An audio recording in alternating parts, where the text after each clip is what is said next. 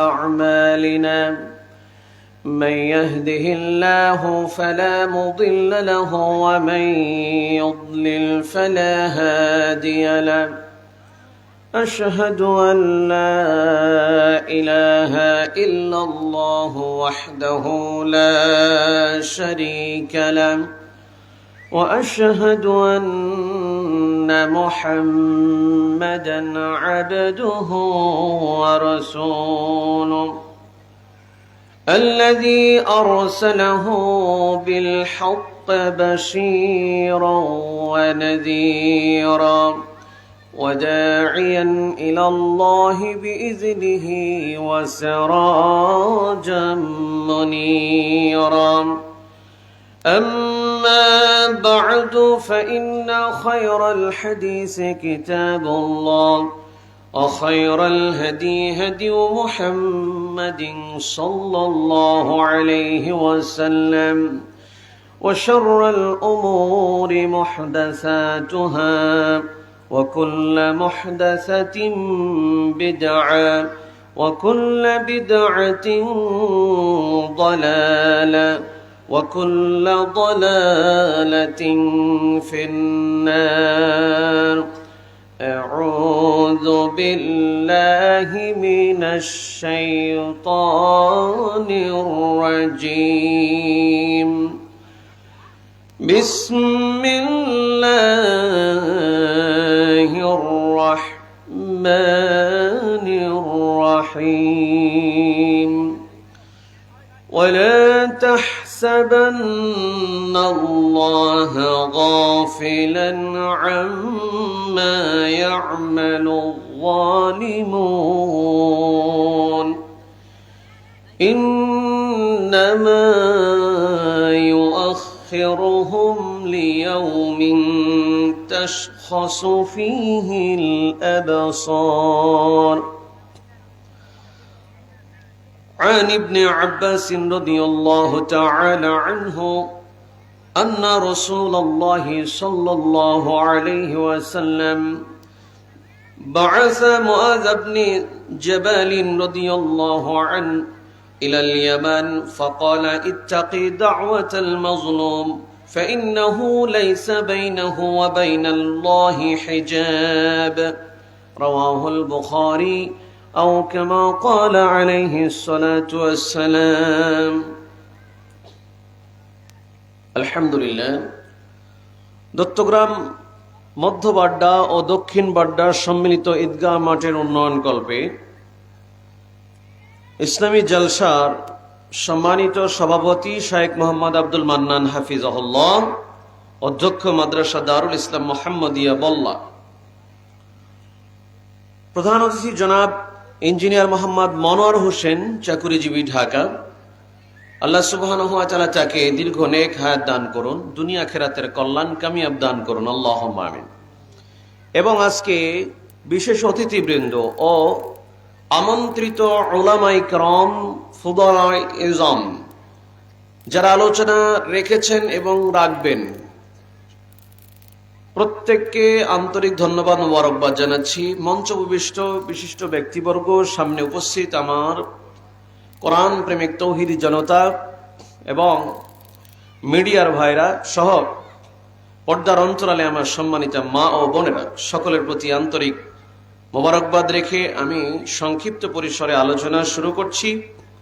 এখন প্রায় 9:30 বাজতে চলল, 10টায় প্রধান বক্তা আসবেন। আধা ঘন্টার সময়ে খুব বেশি কথা বলা যাবে না। আমি আপনাদের সামনে জুলুম ও ভয়াবহ পরিণতি এর উপরে সংক্ষিপ্ত কিছু কথা রাখার চেষ্টা করব, তবে বিষয়টি অনেক বিস্তারিত। আংশিক যতটুকুন বেশি জরুরি ততটুকুন বলবো ইনশাআল্লাহ। সম্মানিত উপস্থিতি, জুলুম একটি ভয়াবহ পাপ।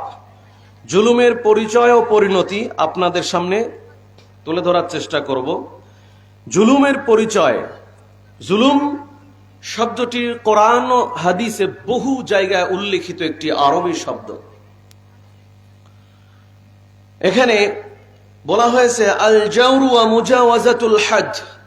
আল জাওর মানে অন্যায় মুজাওয়াজাতুল হাদ মানে সীমা লঙ্ঘন করা, ওয়াল মাইলু আনিল কসদি মানে উদ্দেশ্য থেকে বিচ্যুত হওয়া, ওয়া আখযু হাক্কিল গায়র এবং অন্যের অধিকার হরণ করা, এটা হলো জুলুম। পরিভাষায় বলা হয়েছে হুয়া তাআদ্দি আনিল হক্কি ইলাল বাতিল ওয়া হুয়াল জাওর, এটি সত্য থেকে মিথ্যার দিকে সীমা লঙ্ঘন, যা অন্যায়। জুলুমের প্রাথমিক পরিচয় আমরা পেলাম। এরপরে আসেন জুলুম কয় ধরনের, কয় প্রকার। জুলুম প্রধানত 3 প্রকার। কয় প্রকার ভাই? 3 প্রকার। 1 নম্বর জুলুম হচ্ছে আল্লাহর উপরে জুলুম, 2 নম্বর জুলুম নিজের উপরে জুলুম, 3 নম্বর মানুষের উপরে জুলুম। আমি মানে প্রথম 2টা সংক্ষিপ্ত টাচ দিয়ে শেষেরটা বলার চেষ্টা করব, যেহেতু সময় কম। আল্লাহর উপরে জুলুম কি? আল্লাহ সুবহানাহু ওয়া তাআলার সাথে শরীক করা, অংশীদার সাব্যস্ত করা, এটা হলো আল্লাহর উপরে জুলুম করা। আর নিজের উপরে জুলুম কি? আল্লাহর নির্দেশিত কোনো বিষয় আমল না করা, আল্লাহর সাথে সম্পর্কিত এমন পাপ, সালাত, সিয়াম, হজ, যাকাত, ভালো কথা বলা, দান সাদকা করা বা নেক কাজ করা, এক কথায় আমলে সালেহ করা, এগুলো না করলে, যেগুলো প্রধানত ফরজ ইবাদত আল্লাহ কর্তৃক নির্দেশিত, সেগুলো না করলে নিজের উপরে জুলুম করা হয়। এর একটা উজ্জ্বল দৃষ্টান্ত আল্লাহ রাব্বুল আলামিন পেশ করেছেন সূরা সাজদা 22 নম্বর আয়াতে। আল্লাহ পাক বলেন, ওয়ামান আযলামু মিম্মান যুক্কিরা বিআয়াতি রাব্বিহি সুম্মা আ'রাদা আনহা ইন্না মিনাল মুজরিমিনা মুনতাকিমুন। মহান আল্লাহ বললেন, তার চেয়ে বড় জালিম আর কে হতে পারে, যাকে আল্লাহর কোরআনের আয়াত দ্বারা উপদেশ দিলে, নসিহা করলে, উপদেশ প্রদান করলে তা থেকে সে মুখ ফিরিয়ে নেয়। সুম্মা আ'রাদা আনহা, কোরআনের উপদেশ শোনার পরেও যে ব্যক্তি মুখ ফিরিয়ে নেন, আল্লাহ পাক বলেন, ইন্না মিনাল মুজরিমিনা মুনতাকিমুন, আমি অপরাধীদের উপরে প্রতিশোধ গ্রহণকারী। আয়াতের শুরুতে বললেন, তার চেয়ে বড় জালিম আর কে? আল্লাহর নির্দেশ অমান্য করা, আল্লাহ যা বলেছেন তা মেনে না নেওয়া, আমল না করা, নিজের উপরে জুলুম করা। নিজের উপরে জুলুম করার দিক থেকে বড় জালিম হলো যে আল্লাহর বিধান পালন করে না, এটা নিজের উপরে জুলুম করা। যেমন আমরা সালাতের ভিতরে পড়ে থাকি অথবা দোয়া হিসেবে পড়ে থাকি, রব্বানা যালামনা আনফুসানা, রব্বানা হে আমাদের প্রতিপালক, যালামনা আনফুসানা আমাদের উপর জুলুম করেছি, নিজের উপরে, ওয়া ইল্লাম তাগফির লানা যদি তুমি আমাদের ক্ষমা না করো, লানাকুনান্না মিনাল খাসিরিন অবশ্যই আমরা ক্ষতিগ্রস্তের অন্তর্ভুক্ত হয়ে যাব। আবার দোয়া মাসুরায় পাঠ করি কি, আল্লাহুম্মা ইন্নী যালামতু নাফসি, হে আল্লাহ আমি নিশ্চয়ই জুলুম করেছি নিজের উপরে, মানে ইবাদত বন্দেগী করি নাই, গুনাহ করেছি, পাপ করেছি। আল্লাহ কোন ধরনের পাপ করলে নিজের উপরে জুলুম করা হয়? মিথ্যা কথা বলা, জেনা ব্যভিচার করা, নেশা করা, এরপরে হারাম খাদ্য ভক্ষণ করা, এই ধরনের পাপগুলো হচ্ছে নিজের উপরে জুলুম করা। আর শিরিক করা আল্লাহর উপরে জুলুম করা। সম্মানিত উপস্থিতি, তাহলে যে ব্যক্তি নিজের উপরে জুলুম করে, নিজের উপরে জুলুমের দিক থেকে সে বড় ধরনের জালিম আল্লাহ বললেন। আমরা তো জানি যে জালেম শুধু সরকার হয়, জনগণের উপরে জুলুম করে, নির্যাতন করে, সরকার জালিম। কিন্তু আমরা যে বড় বড় জালিম হয়ে বসে আছি, এটার কোনো খবর নাই। জেনা করছি, মদ খাচ্ছি, বিড়িগুল জোরদার সিগারেট খাচ্ছি, অন্যের ক্ষতি করছি, পরের হক নষ্ট করছি, এরপরে এমন কোনো পাপ নাই যে আমাদের সমাজ ব্যবস্থাগুলোতে হচ্ছে না। নিজেরা বড় বড় জালিম হয়ে আছি কোরআনের ভাষায়, কিন্তু সেদিকে ভ্রুক্ষেপ নাই, অমুক জালিম তমুক জালিম। সম্মানিত ভাইরা, আমি যে বিষয়ে কথা বলবো সেটা হলো মানুষের উপরে জুলুম। এটা আরো ভয়াবহ অন্যায়, কারণ নিজের উপরে জুলুম করে তওবা করলে আল্লাহ পাক ক্ষমা করেন। আল্লাহর সাথে কেউ যদি ভুল ক্রমে শিরিক করেও ফেলে, সে যদি তওবা করে শিরকের পথ পরিহার করে বর্জন করে ফিরে আসে, তাওহীদের পথে চলে, তওবা করে বিশুদ্ধভাবে, আল্লাহ পাক তার গুনাহকেও মাফ করবেন। তবে শিরিক করা অবস্থায়, শিরিক নিয়ে যদি মৃত্যুবরণ করে, মাফ হবে না। জীবদ্দশায় যদি সে তওবা করে ফিরে আসে, আল্লাহ মাফ করবেন। কিন্তু তৃতীয় নম্বর যে জুলুম, মানুষের উপরে জুলুম, এই জুলুমের পাপ ওই মাজলুম ব্যক্তি ক্ষমা না করা পর্যন্ত মাফ হবে না। যার উপরে অত্যাচার করা হলো, যার অধিকার হরণ করা হলো, তিনি যদি মাফ না করে দেন, সারা জীবন আপনি কেঁদে কেঁদে চোখের পানি ঝরালেও আল্লাহ আপনার চোখের পানির কোনো মূল্য দিবেন না। বান্দার হক এতটা কঠিন জটিল বিষয়। প্রিয় ভাইয়া, আমরা আসেন একটু সংক্ষিপ্তভাবে জানার চেষ্টা করি যে জুলুম, বান্দার উপরে জুলুম, এটা কিভাবে হয়। আমরা কেউ না কেউ কারো না কারো উপরে জুলুম করতেছি। যেমন সন্তানের উপরে পিতামাতা জুলুম করছে, পিতামাতার উপরে সন্তান জুলুম করছে। এক কথায় যার যার হক, সেই হক আদায় না করাই জুলুম। স্বামীর হক স্ত্রী আদায় না করলে স্ত্রীও জুলুম করলো, স্ত্রীর হক স্বামী আদায় না করলে স্বামীও জুলুম করলো। পিতামাতার হক সন্তান আদায় না করলে সন্তান জুলুম করলো।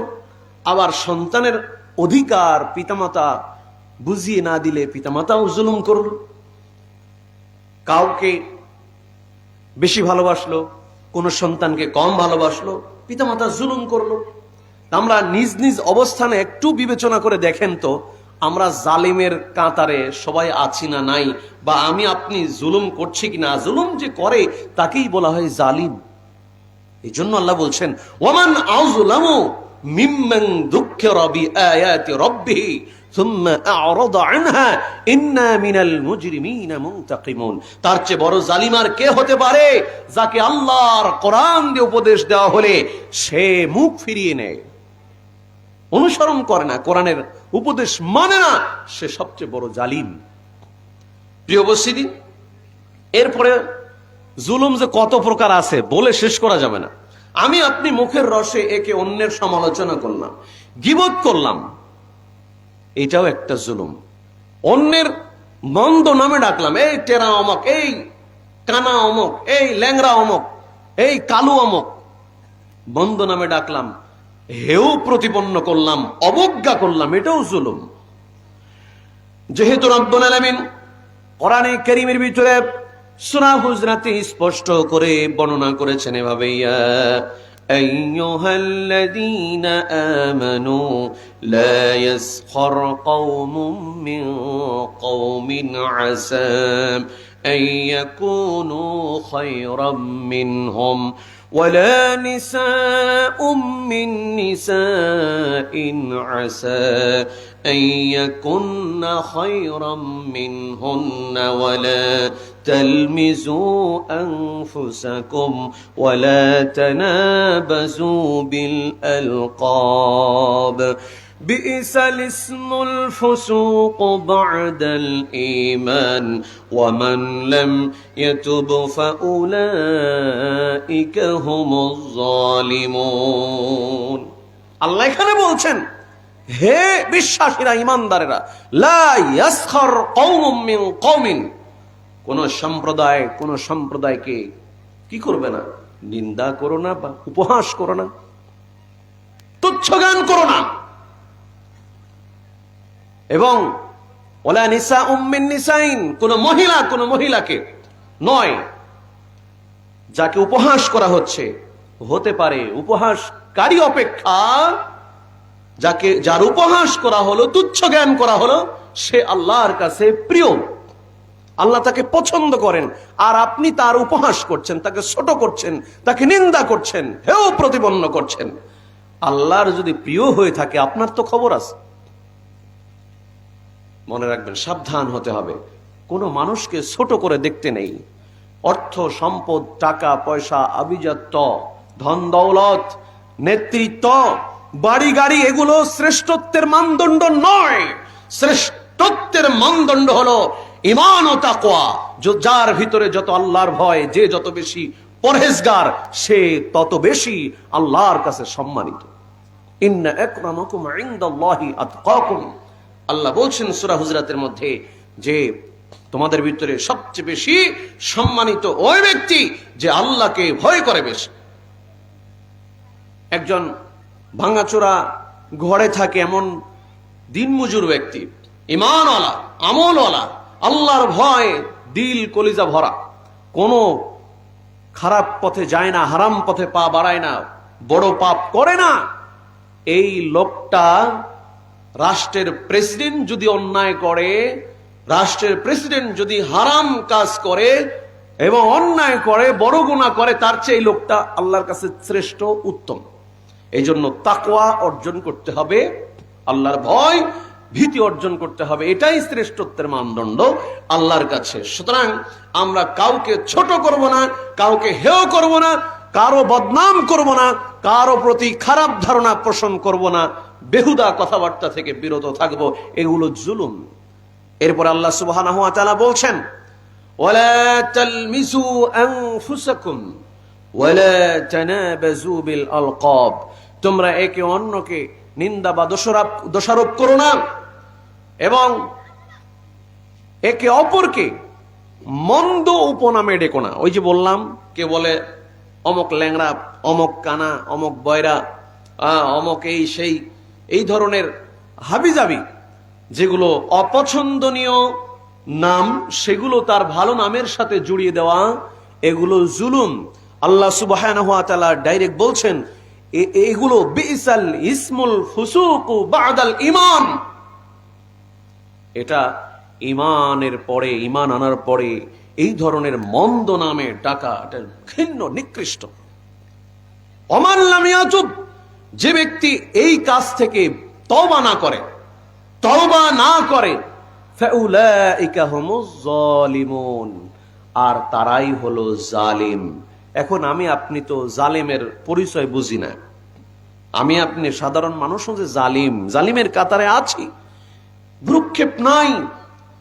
জালিমের পরিচয় আমাদের ভালো করে জানতে হবে। হ্যাঁ, রাষ্ট্রের দায়িত্বে আছে সরকার, প্রেসিডেন্ট, প্রধানমন্ত্রী, যার নির্দেশে মানুষের উপর নির্যাতন করা হচ্ছে, জুলুম করা হচ্ছে, তারাও জালিম। আবার আমরা যারা এই ধরনের পাপের সাথে, অপরাধের সাথে জড়িত, অন্যকে মন্দ নামে ডাকছি, ঘৃণা করছি, কাউকে অপমান করছি, ছোট জ্ঞান করছি, অবজ্ঞা করছি, অবহেলা করছি, উপহাস করছি, আমরাও জালিমের কাতারেই আছি। প্রিয় ভাইরা আমার, সুতরাং জুলুমের ব্যাপারে খুব সতর্ক থাকা লাগবে। জুলুম যদি আমরা করি, আল্লাহ রাব্বুল আলামিন এই জুলুমের শাস্তি আমাদেরকে দুনিয়াতে দেবেন। জুলুম এমন একটি ভয়াবহ বিষয়, জুলুমের ব্যাপারে মহান রব নিজেকে সচেতন বলে হুঁশিয়ারি করছেন। আল্লাহ পাক বলেন, ওয়ালা তাহসাবান্নাল্লাহা গাফিলান আম্মা ইয়া'মালুজ জালিমুন। তোমরা মনে করো না যে আল্লাহ জালিমদের ব্যাপারে গাফেল। আল্লাহ গাফেল নন, আল্লাহ অসচেতন নন। ইন্নামা ইউআখিরুহুম লিয়াউমিন তাশখাসু ফীহিল আবসার। আপনি যদি মনে করেন যে জালিমগুলোরে আল্লাহ শাস্তি দেয় না কেন, আল্লাহ কি দেখে না, আল্লাহ কি এদেরকে ছেড়ে দিল, আল্লাহ এর জবাব দিচ্ছেন যে আল্লাহ তাদের ব্যাপারে গাফেল নন। তবে আল্লাহ রাব্বুল আলামিন অবকাশ দিয়ে থাকেন তাদেরকে, জালিমদেরকে, সেই দিন পর্যন্ত যেদিন চক্ষু স্থির হবে, মানে যেদিন আর থাকবে না, হায়াত থাকবে না। আমরা বারজাকি হায়াতে চলে যাব, অথবা কিয়ামতের দিন উপস্থিত হয়ে যাব, যেদিন চোখ স্থির হয়ে যাবে, মানে দুনিয়ার জীবন সমাপ্ত হয়ে যাবে। ওই দিন পর্যন্ত আল্লাহ পাক কোন জালিমকে অবকাশ দিয়ে থাকেন, তবে সব জালিমকে নয়। প্রিয় ভাই আমার, এরপরে আল্লাহ রাব্বুল আলামিন কোরআনে কারীমে অন্যত্র বলছেন সূরা শুরা 42 নম্বর সূরা 42 নম্বর আয়াতেই বলছেন ইন্নামাস সাবিলু আলাল্লাযীনা ইয়াযলিমুনান নাসা ওয়া ইয়াবগুনা ফিল আরদি বিগাইরিল হক উলাইকা লাহুম আযাবুন আলীম। আল্লাহ সুবহানাহু ওয়া তাআলা বলছেন তাদের বিরুদ্ধে ব্যবস্থা গ্রহণ করা হবে। ইন্নামাস সাবিলু আলাল্লাযিনা ইয়াযলিমুনান নাস, যারা মানুষের উপরে জুলুম করে। মানুষের উপরে কিভাবে জুলুম করে এর ব্যাখ্যা ইতিমধ্যে আপনাদেরকে দিয়েছি।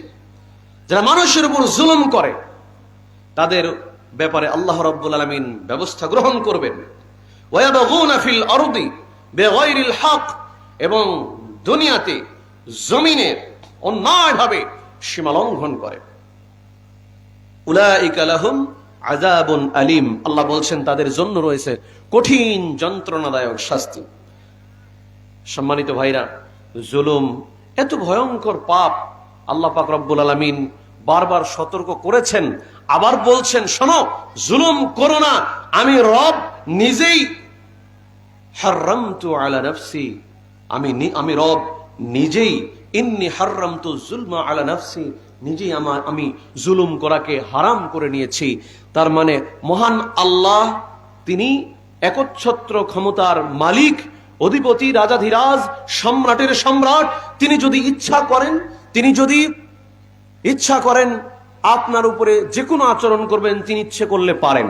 পৃথিবীতে যে কোনো ব্যক্তির উপরে যে কোনো আচরণ মহান রব ইচ্ছা করলে পারেন, কিন্তু সবার উপরে তিনি সেই রকম আচরণ করেন না।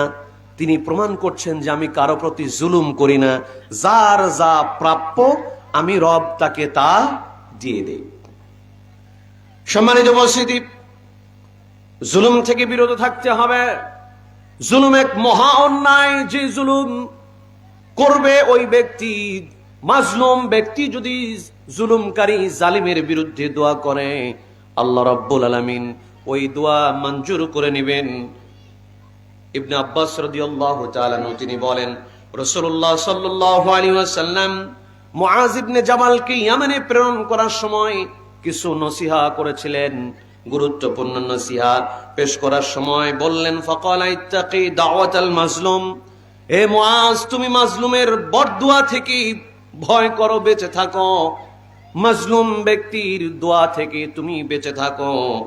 ফাইন্নাহু লাইসা বাইনাহু ওয়া বাইনাল্লাহি হিজাব, কেননা তার এবং আল্লাহর মাঝে কোনো পর্দা থাকে না। সে যদি দোয়া করে আল্লাহ রাব্বুল আলামিন সাথে সাথে মঞ্জুর করে নেবেন, এতে কোনো সন্দেহ নাই। এই জন্য কোনো ব্যক্তির উপরে জুলুম করা থেকে বিরত থাকতে হবে। আপনি বলতে পারেন আমি তো জুলুম করি না, আমি তো ভালো মানুষ। কত ভালো মানুষ আছে, হাজী সাহেব মানুষ বোনের উপরে জুলুম করে, কত মাওলানা মুন্সি, কত সমাজের গুরুত্বপূর্ণ ভিআইপি পারসন, ভাই ভাই মিল নাই, সম্পর্ক নাই। তার কারণ ভাইকে ঠকিয়েছে, বোনকে ঠকিয়েছে, বোনের সম্পদ ভক্ষণ করছে অন্যায় ভাবে।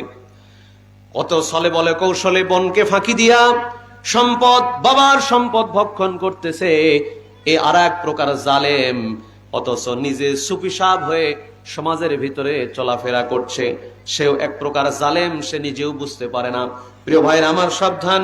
এই জন্য মনে রাখবেন, যে বান্দা মাজলুম হয়, মাজলুম যদি দীর্ঘ শ্বাস ফেলে অথবা যদি আপনার জন্য বরদোয়া করে, ওই দোয়া অবশ্যই আল্লাহ পাকের দরবারে কবুল হয়ে যাবে। আপনার দুনিয়াতেই এর ব্যবস্থা আল্লাহ পাক রব্বুল আলামিন করবেন। তার কারণ হলো আল্লাহ রাসূল বলেন, দুইটা পাপের শাস্তি মহান রব তড়িঘড়ি করে তাড়াতাড়ি করে দেন, দুনিয়াতেই দিয়ে দেন। বাবানে মুআজ্জালানে উকুবাতুহুমা ফিদ দুনিয়া, দুইটা পাপের শাস্তি রব্বুল আলামিন দুনিয়াতেই দিয়ে দেন, তাড়াতাড়ি করে দেন। এক প্রকার হলো আল বাগিউন, জুলুম। জুলুমের শাস্তি আল্লাহ রব্বুল আলামিন আখিরাতের জন্য পুরোপুরি বাকি। হাসতে হাসতে দুনিয়া থেকে বিদায় হয়েছে, সম্মানের সাথে মৃত্যু হয়েছে, অত্যন্ত ভালো মৃত্যু হয়েছে, ভালোভাবে জীবন অতিবাহিত করেছে, এমন কোন জালিম পাওয়া যাবে না। কোন জালিম লাঞ্ছিত অপমানিত হয়েছে, কেউ দেশ ছাড়তে বাধ্য হয়েছে, কেউ নিজের জন্মভূমি থেকে পালিয়ে যেতে বাধ্য হয়েছে, কথা বলেন ঠিক কিনা? এমনকি এই পৃথিবীর জমিনে বহু রাষ্ট্রের জালিমদের ইতিহাস আমরা জানি, যেই জালিমদের শেষ মৃত্যুটা নিজের এলাকা, নিজের মাতৃভূমিতে পর্যন্ত হয় নাই। তার মানে আল্লাহ রাসূল বলছেন, বাবানে মুআজ্জালানে উকুবাতুহুমা ফিদ দুনিয়া, দুইটা পাপের শাস্তি আল্লাহ তাআলা দুনিয়াতেই দিয়ে দেন, তড়িঘড়ি করে দেন, তাড়াতাড়ি করে দেন। তার ভিতরে একটা হলো জুলুমের শাস্তি, 2 নম্বর হচ্ছে আল উকুক, পিতামাতার অবাধ্যতার শাস্তি, পিতামাতার নাফরমানি করার এই যে অন্যায়, এই অন্যায়ের শাস্তি আল্লাহ তাআলা দুনিয়াতে দিয়ে দেন।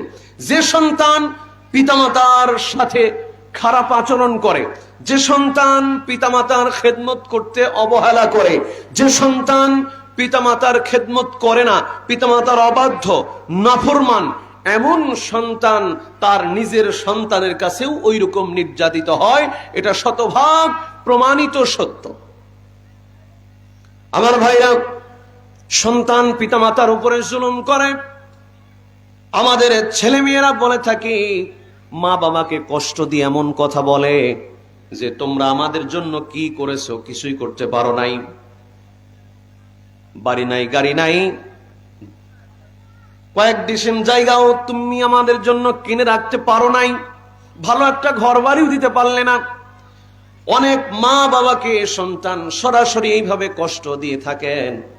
মনে রাখবেন ভাই, মা বাবা আপনার জন্য কি করবে? আপনাকে জন্ম দিয়ে দুনিয়ার আলো দেখিয়েছেন, এটাই আপনার সবচেয়ে মহামূল্যবান সম্পদ।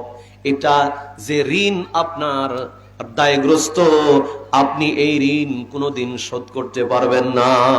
পিতামাতার ঋণ আপনার সারা জীবন চেষ্টা করেও শোধ করতে পারবেন না। এই জন্য যে হাদিসগুলোতে এসেছে, যে কথাগুলো, সেগুলো আমাদের বিবেকে নাড়া দেয় না।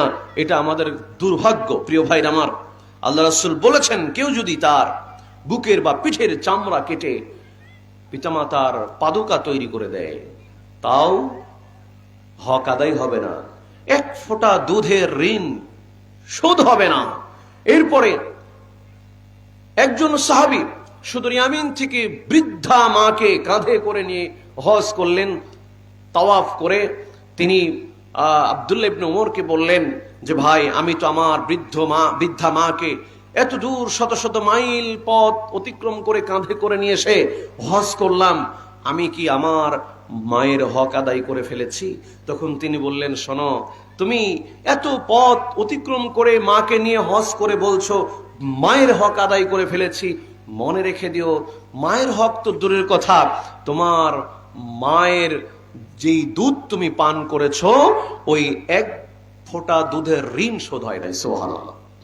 অথবা আর এক বর্ণনা এসেছে যে তুমি যে মাকে হজ করে মনে করছো যে তুমি ঋণ পরিশোধ করতে পেরেছো কিনা এটা চিন্তা করছো, মনে রেখে দিও, তোমার বুকের চামড়া কেটে মায়ের পাদুকা তথা জুতা স্যান্ডেল তৈরি করে দিলেও মায়ের ঋণ শোধ হবে না। আর যুবক ভাই, তুমি বলছো যে মাকে বাবাকে বলছো কিছুই দিলে না, ঘর দিলে না, বাড়ি দিলে না, জমি জায়গা দিলে না, নাই দিবে কোত্থেকে? এটা চিন্তা করতে হবে। আমার মা বাবা অসহায় দরিদ্র অবস্থায় আমাকে কষ্ট করে লালন পালন করেছে, মাথার ঘাম পায়ে ঝরিয়ে, এটাই তো আমার জন্য বড়। মা আমাকে 10 মাস 10 দিন গর্ভে ধারণ করে দুধ পান করায়, 2 বছর দুধ পান করায় বড় করেছে, এটাই তো আমার জন্য অনেক বড় পাওয়া, এটাই তো আমার জন্য অনেক বড় সম্পদ। মা বাবার উসিলায় দুনিয়ার মুখ দেখেছি, আলোর মুখ দেখেছি, এই ঋণ তো কোনোদিন শোধ করতে পারবো না, কিসের সম্পদ? সম্মানিত ভাইরা, আল্লাহ রাসূল সাল্লাল্লাহু আলাইহি সাল্লাম কত হাদিসে বলছেন, সন্তানদেরকে হুঁশিয়ার করে সাবধান করে বলছেন যে, শোনো, ওয়ালা তাউক্কান্না ওয়ালিদাইক, খবরদার পিতামাতার নাফরমানি করো না। ওয়াইন তাখরুজা মিন আহলিকা ওয়া মালিক, ওয়াইন আমারাকা আন তাখরুজা মিন আহলিকা ওয়া মালিক, তোমার মা বাবা যদি তোমাকে পরিবার থেকে, সম্পদ থেকে বঞ্চিত করে দেয়, 1 টাকাও যদি না দেয়, তারপরও মা বাপের সঙ্গে খারাপ আচরণ করতে পারবে না। তবে তারা যদি তোমাকে অন্যায়ভাবে বঞ্চিত করে আরেক সন্তানকে দেয়, এটার জন্য তারা কিয়ামতের মাঠে, এই জুলুম করার জন্য কিয়ামতের মাঠে আল্লাহর সামনে আসামি হবে, বিচার হবে। তাই বলে তুমি সন্তান হিসেবে তোমাকে এই অধিকার দেওয়া হয়নি যে মা বাবা আমাকে ফাঁকি দিয়েছে তার সাথে আমি খারাপ আচরণ করব, এই অধিকার ইসলাম দেয় নেই। পিতামাতার এত পাওয়ার। সম্মানিত ভাইরা, মা বাবা সম্পত্তি দিক বা না দিক, দিক অথবা ফাঁকি দিক, অন্য ভাই বোনদের লিখে দিক, আপনার দায়িত্ব হচ্ছে আপনার পিতামাতার খেদমত করা। আমরা অনেকে এরকম আছি, মা বাবা হয়তো ভুল করেছে, আমরাও ভুল করি। কেমনে? মা বাবা সম্পদ বন্টনে ইনসাফ করেনি, জুলুম করেছে, এই জন্য কোনোদিন জীবনে মা বাবার খোঁজই নেয় না, এরকম সন্তানও আছে। এইটা করা যাবে না। তারা ভুল করেছে, তাদের পাপের শাস্তি তারা আল্লাহর কাছে পাবে, কিন্তু আপনার দায়িত্ব তাদের খেদমত করা, তাদেরকে ইহসান করা।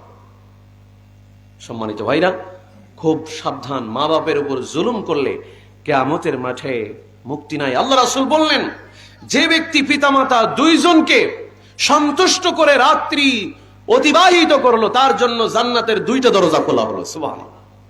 আর যে দুইজনের একজনকে সন্তুষ্ট করলো, মানে একজন মারা গেছে, একজন আছে, একজন সন্তুষ্ট হলো, এমত অবস্থায় রাত্রি যাপন করলো, রাত অতিবাহিত করলো, ওই সন্তানের জন্য সকালবেলা আল্লাহ পাক জান্নাতের একটা দরজা খুলে দেন।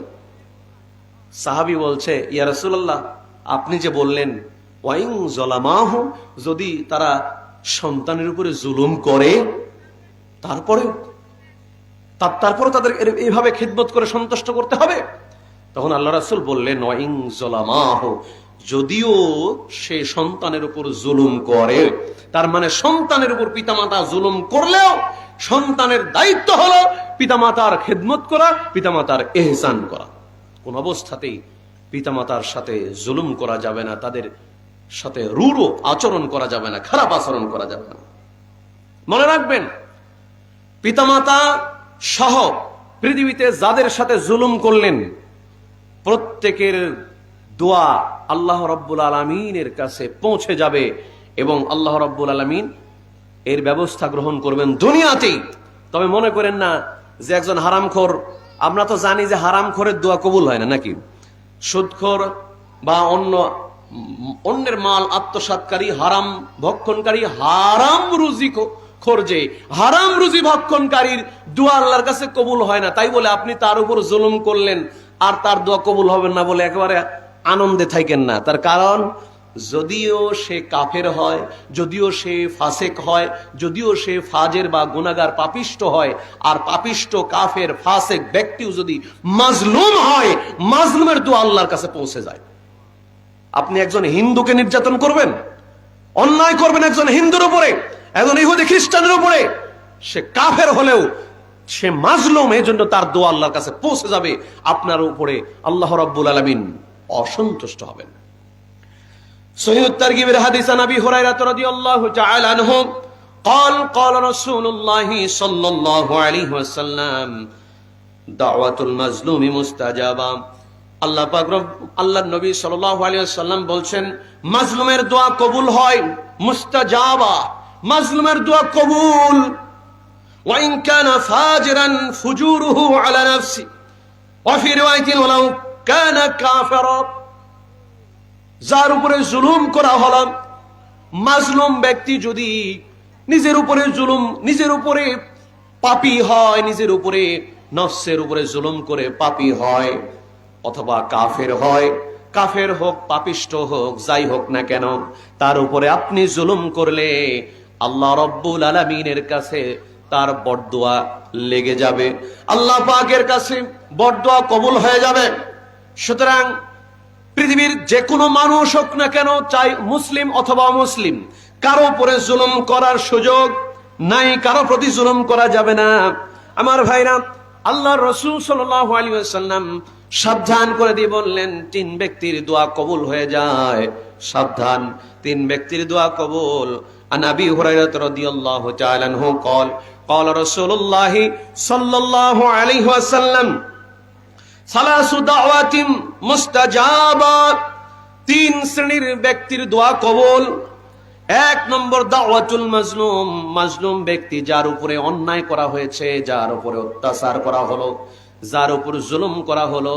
আমি আগেই এর ব্যাখ্যা দিয়েছি, জুলুম জুলুমের ব্যাপারে হতে পারে স্ত্রীর উপরে স্বামী জুলুম করেছে, অথবা স্বামীর উপরে স্ত্রী জুলুম করেছে, পিতামাতার উপরে সন্তান জুলুম করেছে, সন্তানের উপরে পিতামাতা জুলুম করেছে, প্রতিবেশীর উপরে প্রতিবেশী জুলুম করেছে, গ্রামবাসী কোনো ব্যক্তির উপরে জুলুম করেছে, অথবা পৃথিবীর যে কোনো প্রান্তে যে কোনো মানুষের উপরে জুলুম করেছে। এই জুলুম যার উপরে করা হলো ওই ব্যক্তি হলো মাজলুম, আর মাজলুমের দোয়া কবুল হয়ে যায়, 1 নম্বর।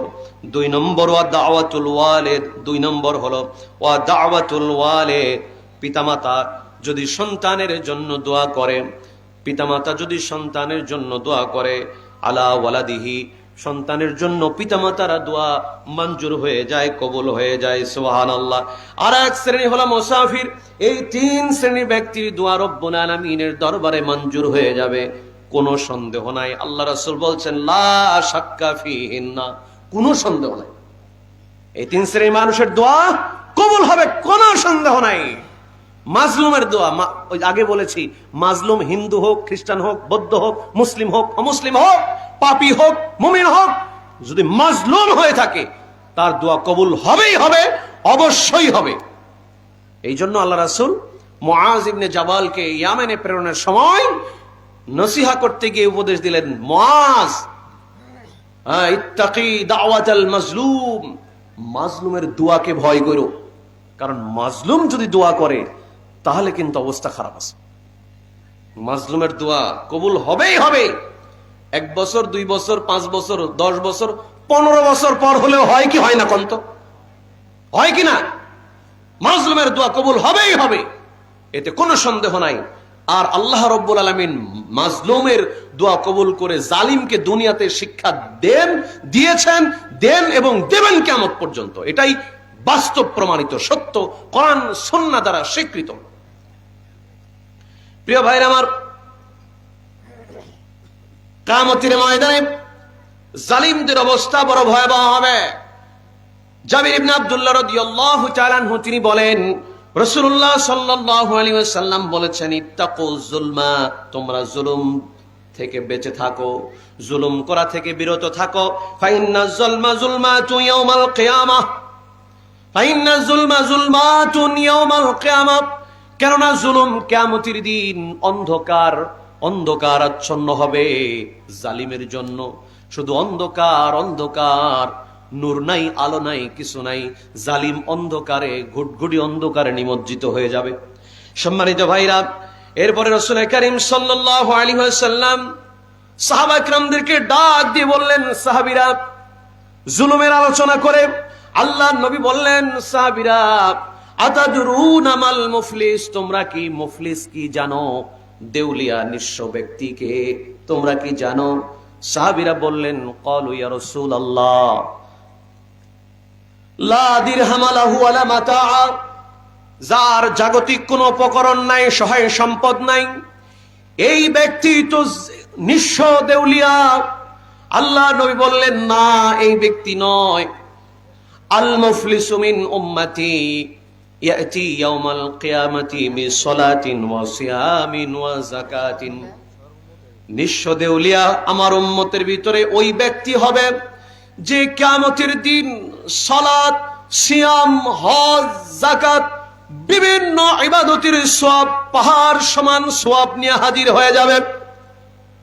ইয়াতি কদ শাতামা হাযা ওয়া আকালা মালা হাযা ওয়া সাফাকা দামা হাযা। আল্লাহর নবী বললেন, দুর্ভাগ্যবশত ওই লোকটা কি করেছে?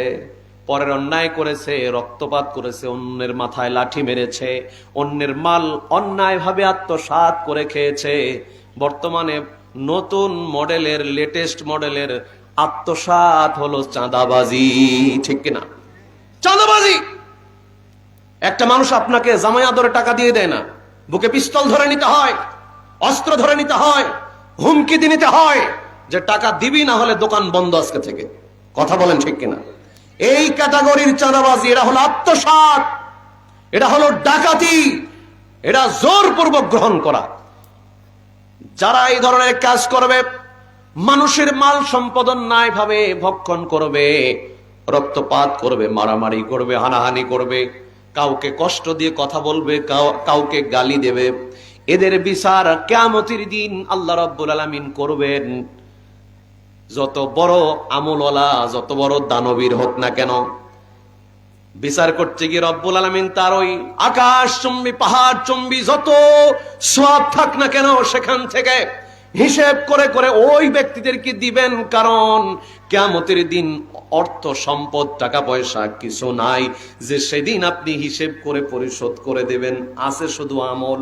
যদি নেক আমল থাকে সেখান থেকে রব্বুল আলামিন হিসাব করে ফায়ুতা হাযা মিন হাসানাতিহি ওয়া হাযা মিন হাসানাতিহি, ওই ব্যক্তির আমল নামা থেকে, জালিমের আমল নামা থেকে গ্রহণ করে মাজলুমকে রব্বুল আলামিন দিতে থাকবেন। দিতে দিতে এই জালিমের সমস্ত সওয়াবগুলো যখন শেষ হয়ে যাবে, তখন মাজলুমদের গুনাহগুলো এই ব্যক্তির ঘাড়ে চাপায়া আল্লাহ রব্বুল আলামিন তাকে জাহান্নামে নিক্ষেপ করবেন। ও সাহাবীরা, এই ব্যক্তি হলো দেউলিয়া। আল্লাহর নবী বললেন, যে ব্যক্তি সওয়াবের পাহাড় নিয়ে কিয়ামতের মাঠে হাজির হলো, কিন্তু এই অন্যায়গুলোর কারণে, জুলুমের পাপ, বান্দার হক নষ্ট করে যাওয়ার কারণে কিয়ামতের দিন আল্লাহ রাব্বুল আলামিন তাকে রিক্ত হস্তে, শূন্য হস্ত করে দিয়া জাহান্নামে নিক্ষেপ করলেন। এই ব্যক্তি হলো মুফলিস, এই ব্যক্তি হলো নিঃস্ব, দেউলিয়া। আল্লাহ রাসূল মুহাম্মদ সাল্লাল্লাহু আলাইহি ওয়াসাল্লাম তিনি নিজেও জুলুম বা বান্দার হক সংক্রান্ত পাপকে এত ভয় করেছেন। আল্লাহর নবী যেই সপ্তাহে তিনি বিদায় হয়ে যাবেন, মৃত্যুর 5 দিন পূর্বে, আল্লাহ রাসূল সাল্লাল্লাহু আলাইহি ওয়াসাল্লাম এত অসুস্থ, প্রচন্ড জ্বর, মাথা ব্যথা, শরীরে যন্ত্রণা, শরীরে উত্তাপ বেড়ে গেছে। তিনি বললেন, হাররিকু আলাইয়া সাবআত রাবিম মিন আবারি শাত্তা হাত্তা আখরুজ ইলান নাস ফাআহাদ ইলাইহিম। সাহাবীদের বা সহধর্মিনীদেরকে বললেন, তোমরা বিভিন্ন কূপ থেকে আমার জন্য 7 মশক পানি নিয়ে আসো এবং আমাকে গোসল করাও।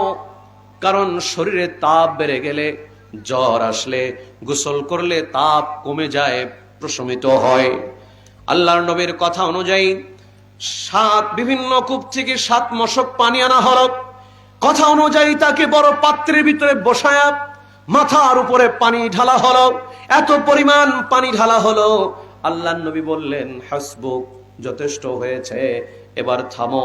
আল্লাহ রাসূল কিছুটা শান্তি, আরাম অনুভব করলেন। এরপরে তিনি রেডি হয়ে মসজিদে নববীর দিকে বের হলেন। জোহরের সালাতে তিনি অংশগ্রহণ করলেন, মেম্বারে বসলেন, বসে সাহাবায়ে কেরামদের সামনে বক্তব্য দিচ্ছেন। মর্মস্পর্শী বক্তব্য, আল্লাহর নবীর কণ্ঠে যেন বিদায়ের, অনাগত বিদায়ের একটা আলামত প্রকাশিত হচ্ছিল। বিশ্বনবী বললেন, বক্তব্য দিতে গিয়া যতগুলো নির্দেশনা দিলেন তার ভিতরে এটি একটি, মান কুনতু জালাদতু লাহু যাহরান ফাহাযা যাহরি ফালইস্তাকিদু মিনহু ওয়া মান কুনতু শাতামতু লাহু ইরদান ফাহাযা ইরদি ফালইস্তাকিদু মিনহু। ও সাহাবীরা, আমি নবী আজ তোমাদের সামনে আসামি হয়ে বসে গেছি। আমি যদি কোনো ব্যক্তিকে কলাঘাত করে থাকি, তাহলে সে যেন আমার কাছ থেকে এই মুহূর্তেই প্রতিশোধ গ্রহণ করে দেয়। সুবহানাল্লাহ। তার কারণ আল্লাহ রাসূল বান্দার হককে ভয় পাচ্ছেন। যেহেতু কিয়ামতের মাঠে বান্দার হক রেখে গেলে ওই দিন আল্লাহর সামনে আসামি হওয়া লাগবে। এই জন্য আল্লাহ রাসূল সাল্লাল্লাহু আলাইহি ওয়াসাল্লাম বান্দার হকের ব্যাপারে বড় সচেতন। তিনি বলছেন, কাউকে আমি আঘাত যদি করি, এখনই আমি উপস্থিত আছি, প্রতিশোধ গ্রহণ করে নাও। তিনি যেন এটাই বোঝাচ্ছেন, সাহাবীরা, তোমরা কিয়ামতের দিন আমাকে কেউ আসামির কাঠগড়ায় দাঁড় করিও না। তোমাদের যদি কোনো দাবি থাকে আমার কাছ থেকে আদায় করে নাও। ওমান কুনতু শাতামতু লাহু ইরদান ফাহাযা ইরদি ফালইস্তাকিদু মিনহু।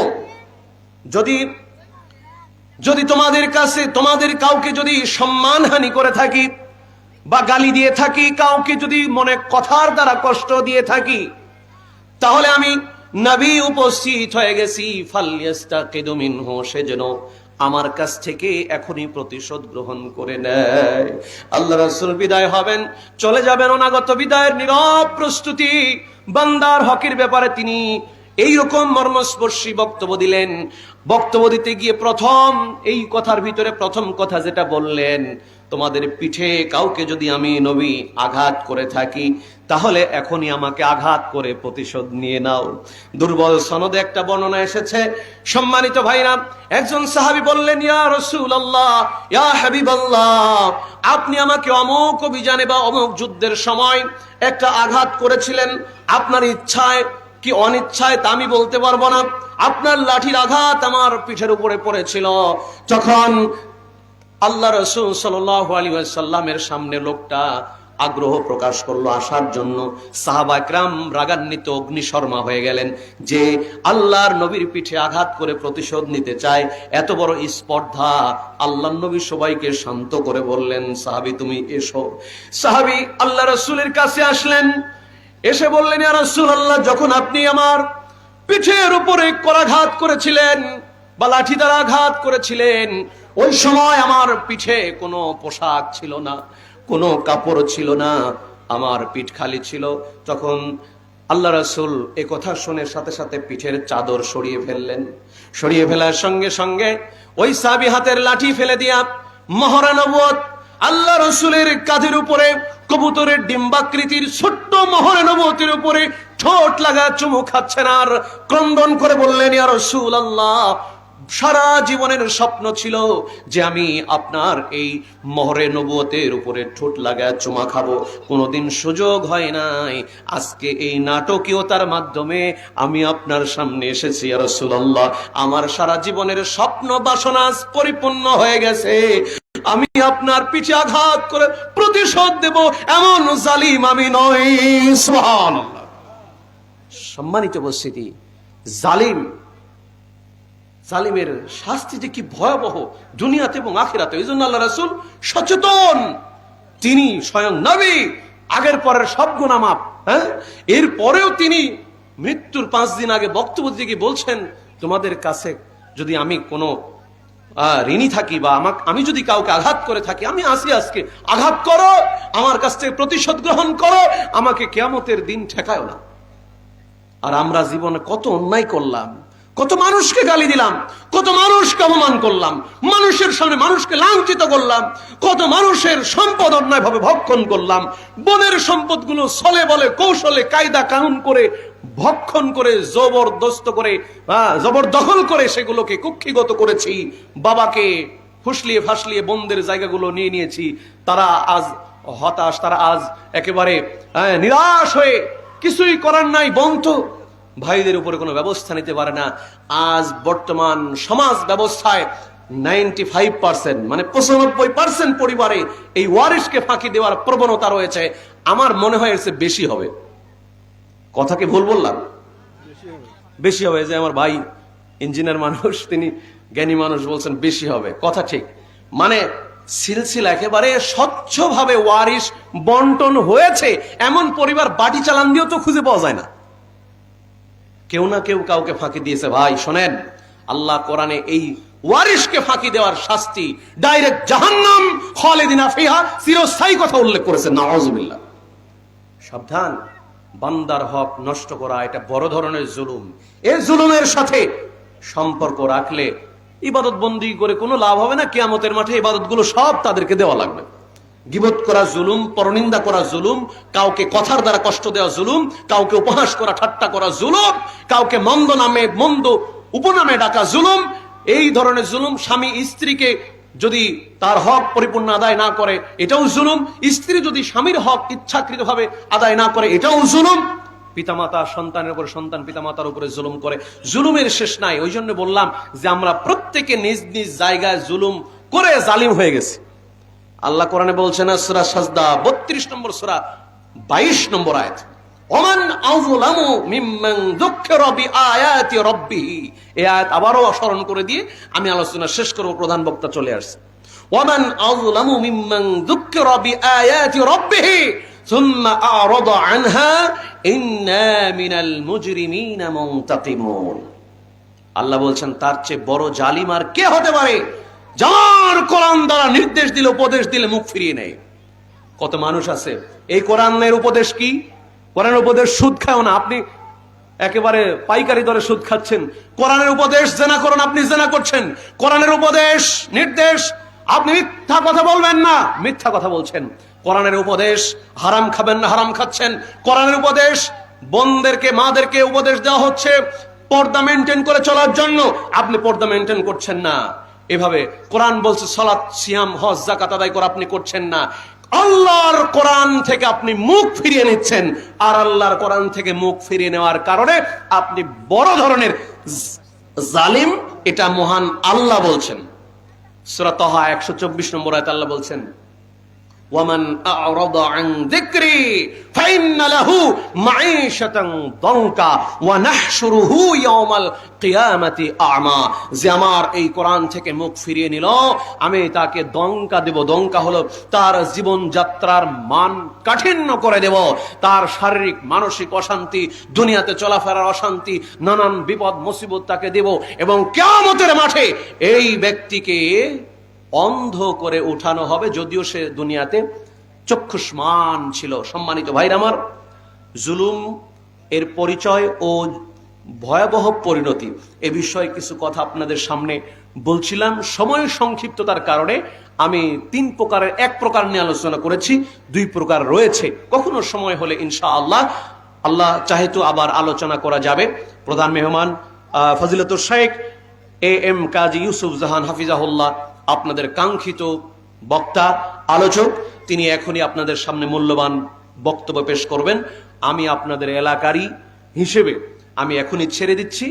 আপনারা মেহেরবানি করে যারা রাস্তায় আছেন, দোকানপাটে আছেন, ঘোরাফেরা করছেন, এখনই এসে মাহফিলের সৌন্দর্য তৈরি করুন। মাহফিলের এই ময়দান এই মুহূর্তে অসুন্দর। অসুন্দর বলছি এই জন্য, আল্লাহ রাসূলের মাজলিসের বৈশিষ্ট্য, বৈঠকের বৈশিষ্ট্য হলো সামনের জায়গাগুলো আগে পূর্ণ করে তারপরে পিছনে বসবে। এখন আপনারা যেভাবে বসেছেন, মাঝখানে ফাঁকা, এখানে ফাঁকা, ওখানে ফাঁকা রেখে বিক্ষিপ্ত ভাবে বসেছেন, এটা সুন্নাতের খেলাফ। বসার ক্ষেত্রে বসার সুন্নাত আদায় হয়নি। এজন্য আপনাদেরকে অনুরোধ করব, ফাঁকা জায়গা রাখবেন না, সামনের দিক থেকে চেপে চেপে বসুন এবং আপনারা মনোযোগী হয়ে আলোচনা শোনার চেষ্টা করুন। আল্লাহ সুবহানাহু ওয়া তাআলা তৌফিক দান করুন। আল্লাহুম্মা আমিন। সুবহানাকা আল্লাহুম্মা ওয়া বিহামদিকা আশহাদু আল লা ইলাহা ইল্লা আনতা আস্তাগফিরুকা ওয়া আতুবু ইলাইক। আসসালামু আলাইকুম ওয়া রাহমাতুল্লাহি ওয়া বারাকাতুহু। ধন্যবাদ শেখ ওবায়দুল্লাহ বিন আব্দুল ওয়াহিদ সাহেবকে, তিনি অত্যন্ত জ্ঞানগর্ভ গুরুত্বপূর্ণ বক্তব্য রাখছিলেন।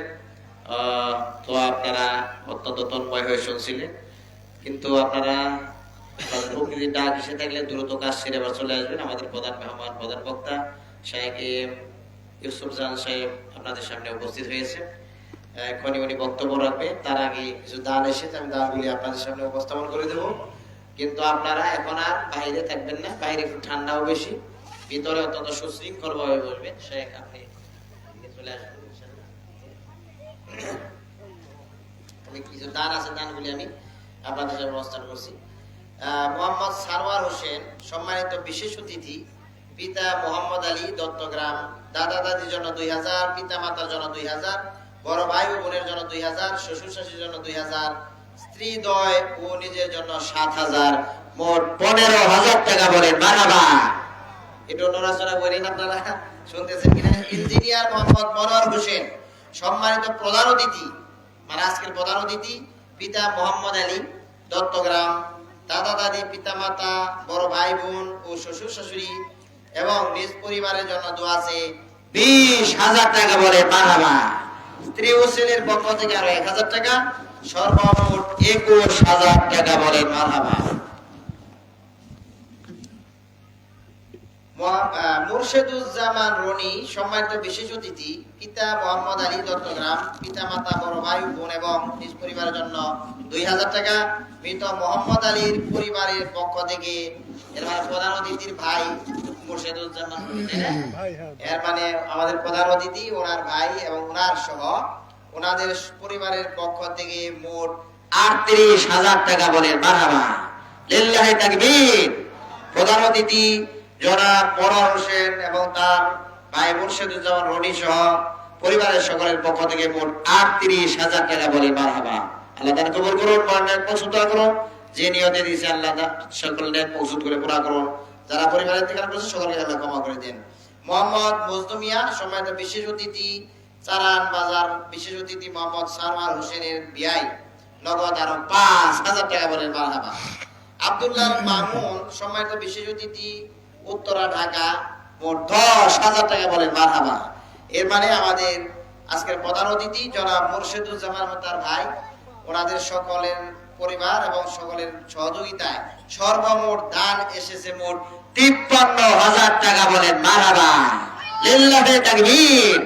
দানবীর মোহাম্মদ মনোয়ার হোসেন, মুর্শিদুজ্জামান রনি সহ পরিবারের এবং আত্মীয় স্বজনের বন্ধু বান্ধবদের পক্ষ থেকে সর্বমোট 53,000 টাকা আল্লাহ কবুল করুন, সবাই বলেন আমিন।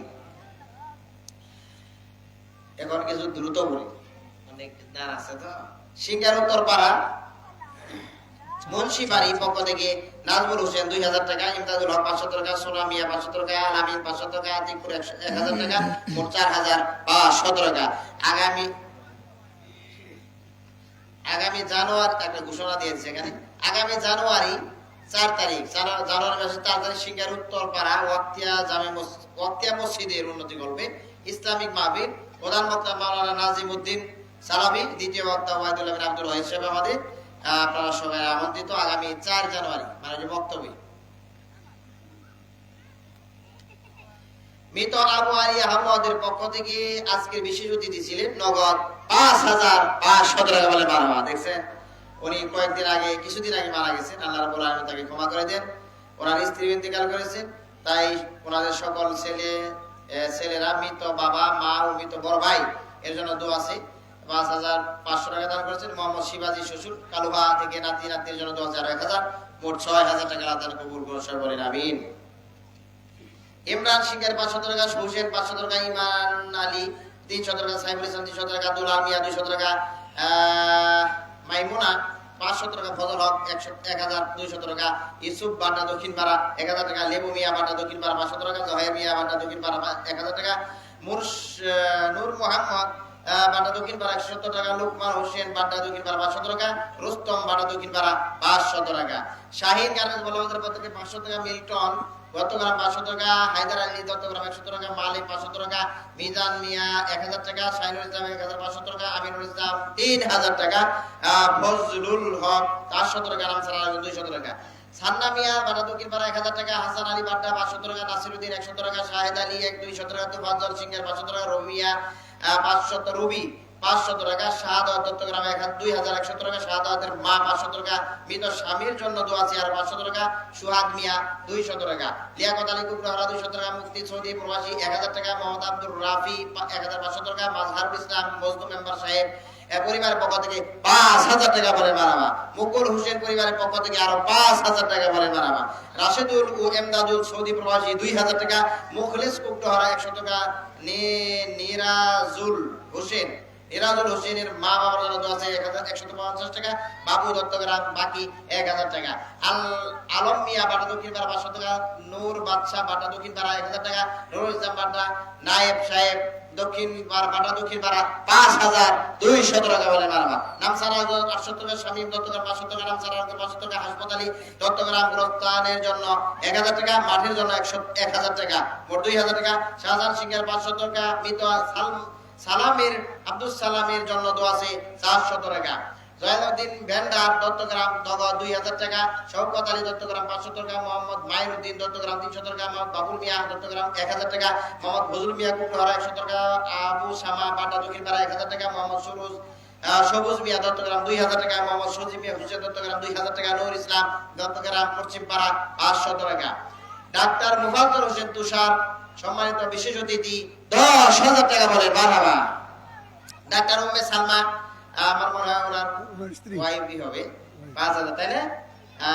আমাদের সভাপতি সাহেবের ভাই হাবিবুর রহমান সাহেবের ছেলে মুফাজ্জল তুষার সাহেব উনি 10,000, ওনার স্ত্রী উনিও ডাক্তার, দুইজনই ডাক্তার 5,000, 15,000 টাকা, মোহাম্মদ আশিকুর রহমান সবুজ মিয়া 2,000 টাকা, মোহাম্মদ শরীফুল ইসলাম সম্মানিত বিশেষ অতিথি 2,000 টাকা, সর্বমোট 19,000 টাকা বলেন মারহাবা।